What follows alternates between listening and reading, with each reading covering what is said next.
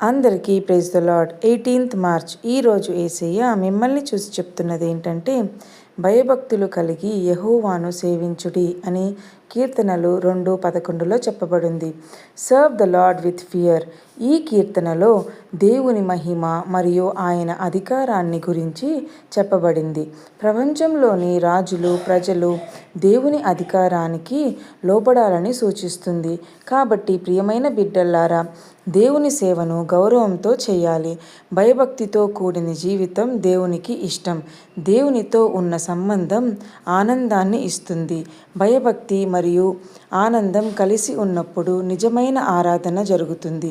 చిన్ని ప్రార్థన. ప్రియమైన పరలోకపు తండ్రి, నీకు స్తోత్రాలయ్యా. భయభక్తితో నిన్ను సేవించే హృదయాన్ని మాకు ఇవ్వుము తండ్రి. నీ సన్నిధిలో నిజమైన ఆనందాన్ని అనుభవించినట్లు మమ్మల్ని నడిపించుము తండ్రి. ప్రతిరోజు నీకు ఇష్టమైన జీవితం గడపడానికి మాకు సహాయం చేయుము తండ్రి. యేసు నామములో అడిగి వేడుకుంటున్నాము తండ్రి. ఆమేన్.